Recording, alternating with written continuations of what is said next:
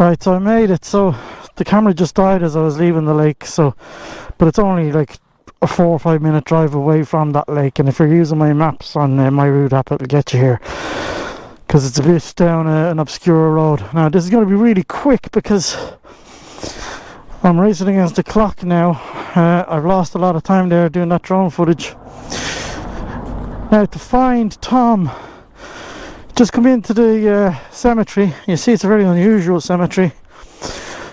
These kind of tombs, and it's all moss overgrown and everything. That's really unusual. But to find Tom, he's easy to find. You just follow this path until it goes no further. It goes right down into the bottom left hand corner and then right over to the right, and he'll be there.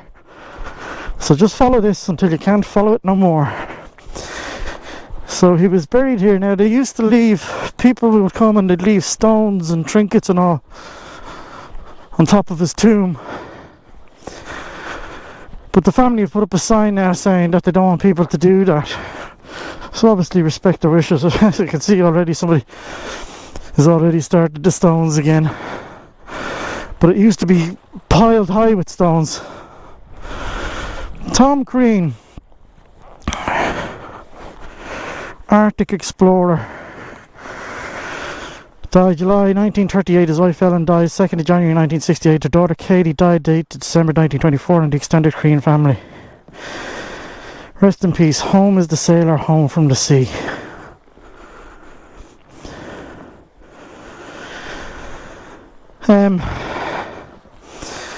Well, the sign is gone. Maybe that's why people have started again.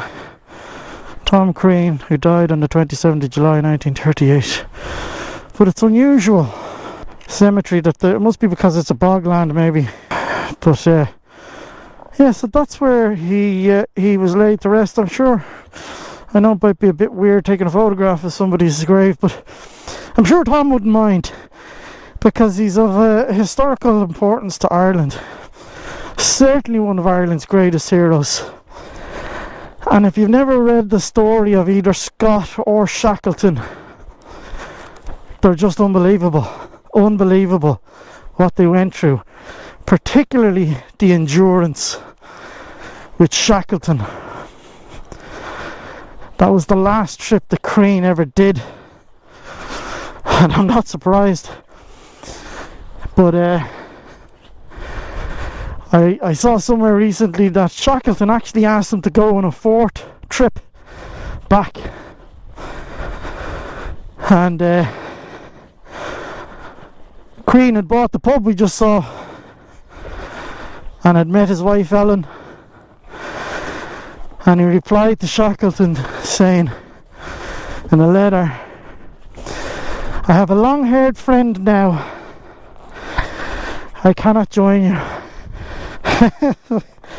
Go on, Tom. But yeah, like I was saying, he was a tough man. There's loads of stories about things they got up to on the ice.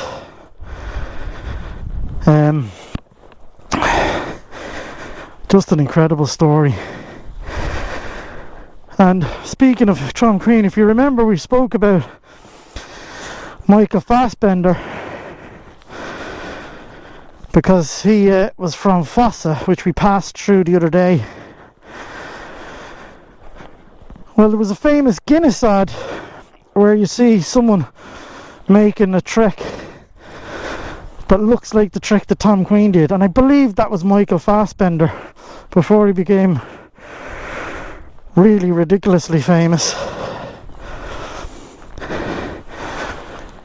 But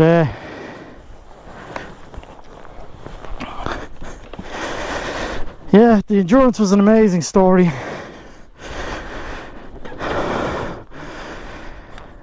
They got stuck in the pack ice, the ship, which was called Endurance.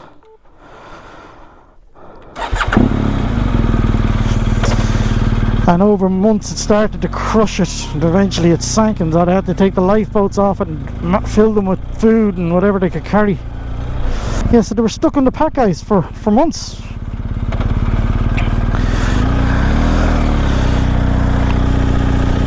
And then they had to,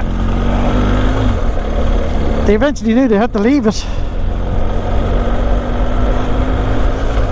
So they man-hauled these old lifeboats across the pack ice, and then as the ice started to break up,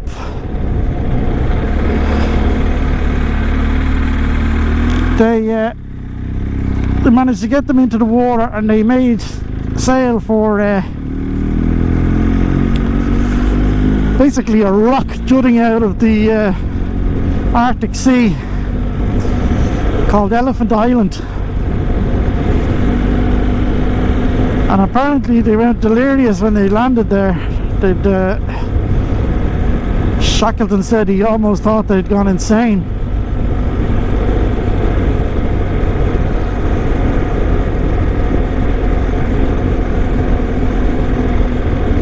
And they eventually knew that nobody was going to find them there.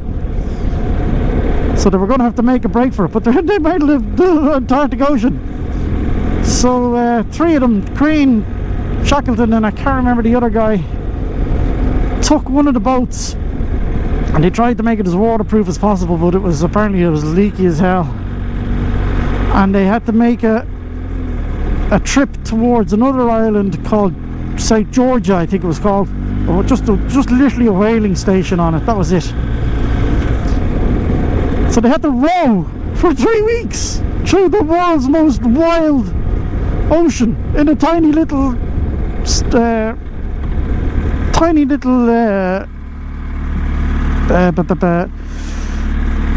whatchamacallit, a lifeboat.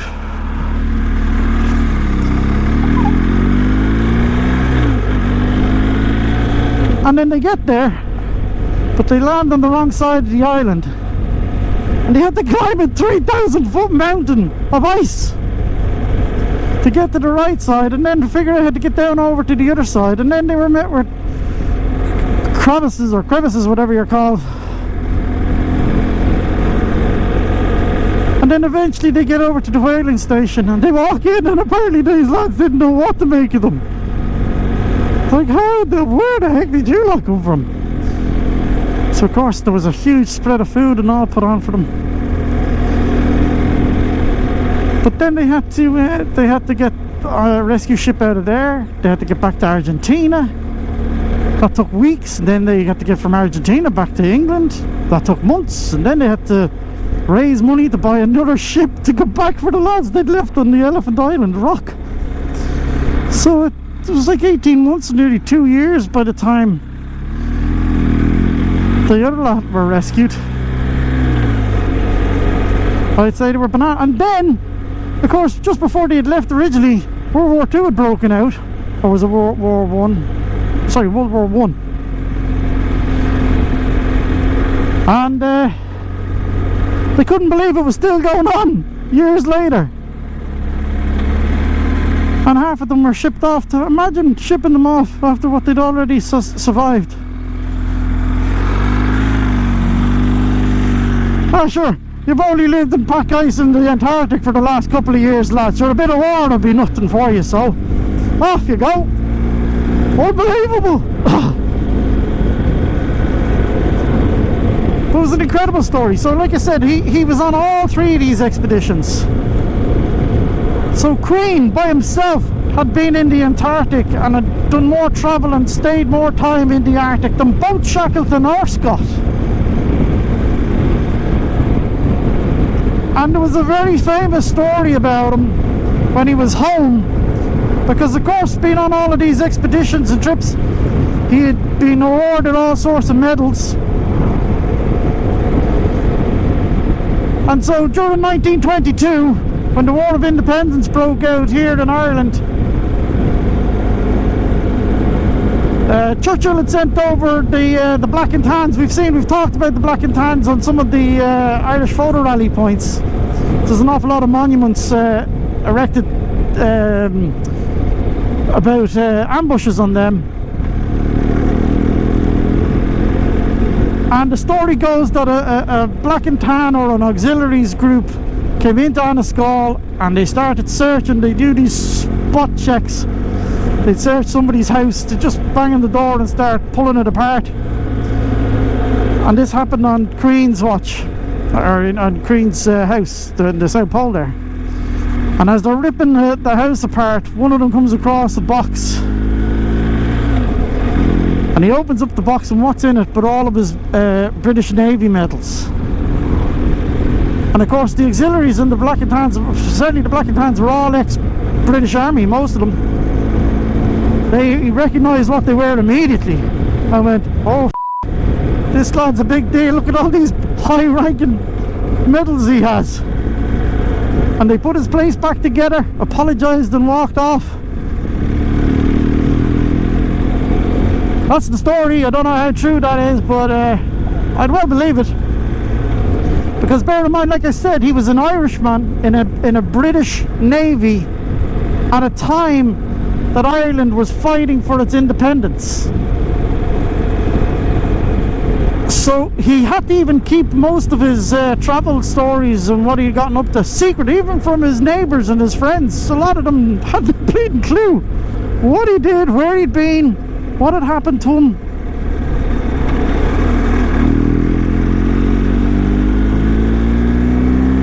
And apparently when he came back here to Annascaul, he never left it again, never. Imagine, he'd gone to the Antarctic 3 times, which at the time would have been the equivalent of getting to the moon. It was unbelievably difficult. Highlighted especially by the solo walk he did after he had left Scot. He had to start the walk back with another guy, I can't remember the other guy's name. And they got to, I think, 1 ton depot or something. They leave these depots at different points along the route. And there were about 1 or 2 depots back from getting back to the hut. But the guy he was with was practically a dead man. He had snow blindness, he had severe frostbite, there was bits of him falling off. He was in a very scurvy. He couldn't walk on 1 foot. He was a gunner. And if Crean had stayed with him, they would have both died. So Crean went out by himself with a couple of biscuits, apparently. That's all he had, was a couple of biscuits in his pocket. And set off on, I think it was like a 150-mile trek to get help for the guy. Bear in mind, he had already walked over 1,500 miles in the Antarctic. He was on the return journey. That's like walking from Kerry to Moscow in the Antarctic, in the most inhospitable place on the planet. He was bollocksed himself. And he went on by himself and amazingly navigated, because with the whiteout and everything over there, it can be even hard to see 5 feet in front of you. So he had to navigate it and be bang on, otherwise he would have walked off into open wilderness and just got lost and never be seen again. But he managed to get to the camp and send back help for his friend. It's an incredible journey, a story. I highly recommend going and reading it. Apparently it's a legendary story of human survival and kindness. He could have just left him there. Nobody would have thought any of the worse of him.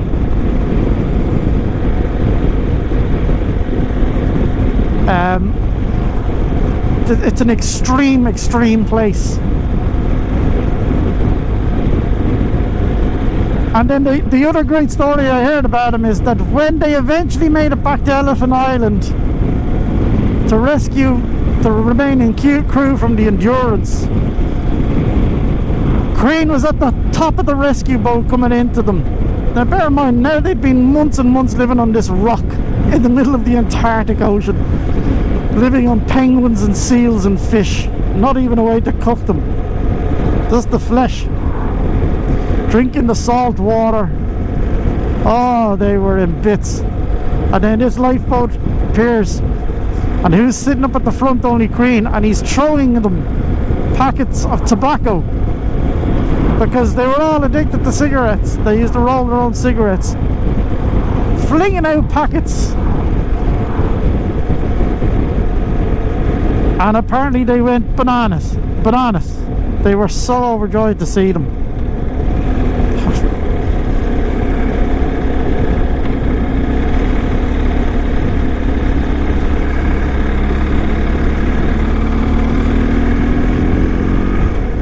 So that was the man Tom Crean, but he's not honoured enough in this country, not honoured enough.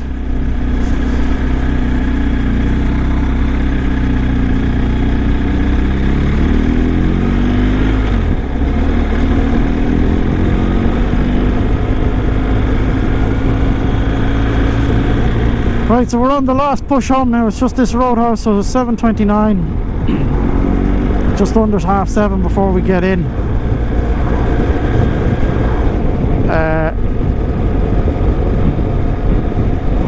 Oh, I think I've put in some other points. Oh, well then I can maybe claw back some time here, because yeah, it's bring me down to the coast.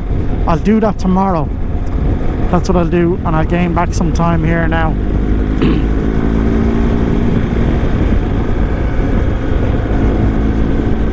Because I have an appointment with a burger or something of that sort in 57 minutes. I've yet to get in and showered and shaved and beautified. So I'll talk to you shortly, guys.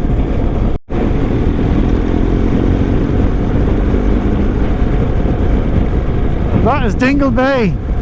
That's where Fungi used to hang out, but he's gone now.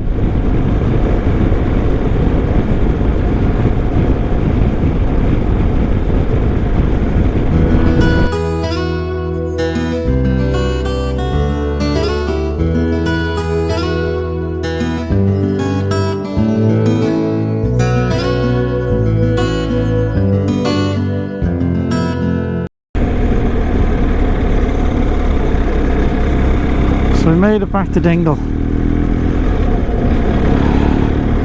7:10, so I have 50 minutes to get in and get sorted.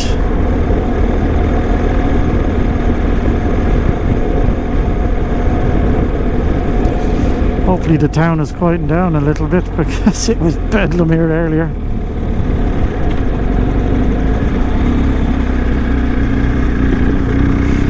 So you'll see the little car park up the side of the hotel here, so it's up at the back. Hopefully there won't be a lot of people in my way.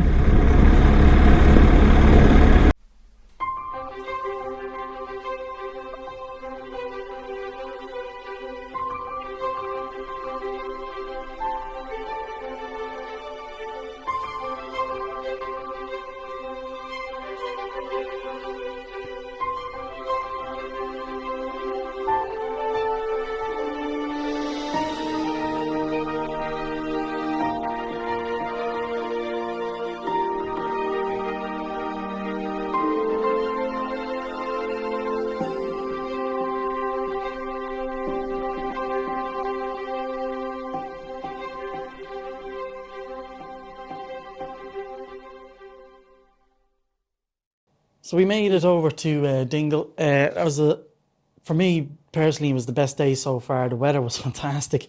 The route was amazing. We got an awful lot done. A huge amount to see.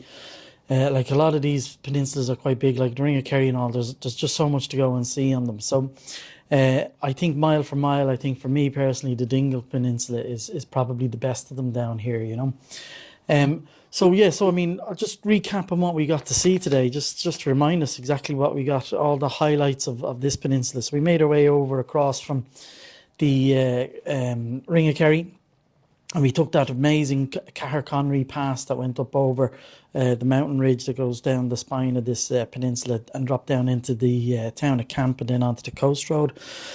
That's when we met up and we went up that fire trail, excuse me, up to Glantina Sig Forest to that beautiful lake, and hopefully you'd have seen the stunning aerial footage of that. And then we dropped back down onto the coast road out to Castle Gregory Beach before we made our way out onto the Maharies Beach, looking back up to Mount Brandon across the bay. And then we actually went up Mount Brandon. We took the track up and went to Brandon Point. That gave us that beautiful viewing point out over the Atlantic Ocean.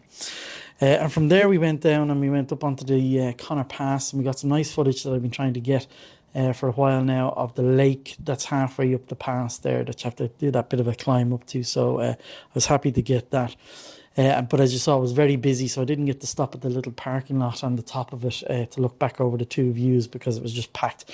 I'll try and do that tomorrow because I'll be going out that way when I leave tomorrow. So pilgrimage walk, then we went out by Brandon, the far side of Mount Brandon. We saw the entrance to the pilgrimage walk, which is where all those mountain biker chaps were. And then we went down to that beautiful little Brandon Creek spot. But again, that was quite busy. We headed on out then towards the Gallerus Oratory. We did the Dunonair Fort of Fort Del Oro, where the massacre happened in the Desmond Rebellion. And then we continued out by Clogher Strand and then on to Dunquin Pier, that beautiful iconic place of Dunquin Pier. And that's where we also saw the grave site of Peg Sayers. We went down onto Coomanole Beach then. That's the site where Tom Creans absolutely murdered the Irish accent. Before heading on to the stunning Slayhead Drive, where I managed finally to get some beautiful aerial footage with that little new mini Mavic 2 drone that I got there recently. It's a fantastic little drone. And then we continued on along the Slayhead Drive where we pointed out, you know, where you can go see the beehive huts, Dunbeg Fort, and then we dropped back through Dingle and we headed out onto that little strand with the unusually large rocks on the beach with the castle, Maynard Castle, beside it, before heading out onto that beautiful sandbar, which is the Inch Beach. It's a stunning beach. We went up over Comduff. And we headed down into Annascaul and we saw Annascaul, the South Pole Inn, which is Tom Crean's old home and his pub. And then we went up to Annascaul Lake, the absolutely stunning Annascaul Lake, and I got a bit more footage from the drone on that before heading out to pay my respects, as I always do when I'm down here, down to Tom Crean's tomb. And we just went through a few bits and bobs of what Tom Crean's life was all about. Then we just basically barreled our way home back here to Dingle, where we pulled in for the night. So it's a beautiful day. Now it's raining today. It's been raining since 2 o'clock. Today is actually my rest day. I've been driving since for 5 days in a row now. So I took a rest day today. No better place to do it than in Dingle. Did a bit of shopping, a bit of walking around. Murphy's Ice Cream has to be done as well. So we have another big day tomorrow. I want to get up to Galway City tomorrow, and then that will team me up nicely then for as a launching spot to go into, you know, Connemara and into Mayo and up by Duloc, and into those areas. We're going to do Achill Island and Furnace and all of that. But tomorrow we're going to go up back over to Connacht. I'll try and get that footage again. Then we're going to catch the ferry from Tarbet, and then I'm going to get 2 of the photo rally points. So the first one will be just off the ferry. I have to move out to a place called Labashida.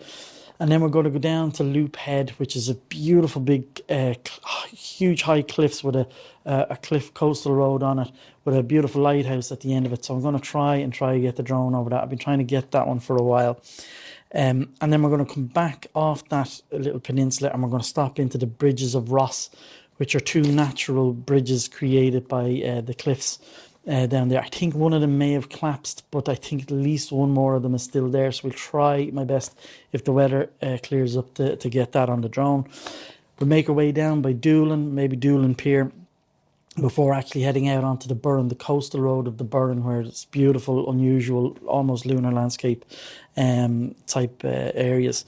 And if I have time, when we get up to Ballyvaughan, I'll see how the time is fixed. If I have time, I'll go more into the interior and try and get Father Ted's house. If you've ever heard of Father Ted, I'm sure you have. If you're either living in the UK or Ireland, you'll definitely have heard of Father Ted. And then we'll continue on up towards Oranmore before we head out to Galway City, and we catch another one of the photo rally points, and then that's us done for the day. So it's a long old day again, but it'll tee us up nicely then for Connemara. So I'm looking forward to it. So as I said, today was my rest day. I'm here in the Dingle Bay Hotel, a fantastic little hotel, right bang in the middle of the seafront and the main part of the town. I always try and get a room that's looking out over onto the ocean. Staff here are fantastic, really, really friendly, always look after you. You know, the rooms are basic, but they're clean and they're very big, and it's just a great spot, great restaurant and everything in it. So yeah, I'll just give you a quick tour. There's not a lot to see. It's a single room, and I'll show you. Yeah, so as you can see, that's it, basically. Small little bathroom off. Just a large, basic, clean room. But of a nice view out over Dingle Bay. And then I get it from this side. And as you can see, so I've got all my stuff charged and ready to rock now for tomorrow. I'm almost packed and ready to go. So it's a good day. Hopefully we'll get the weather tomorrow. So if you like to continue this series, please like and subscribe, and we'll see you again tomorrow.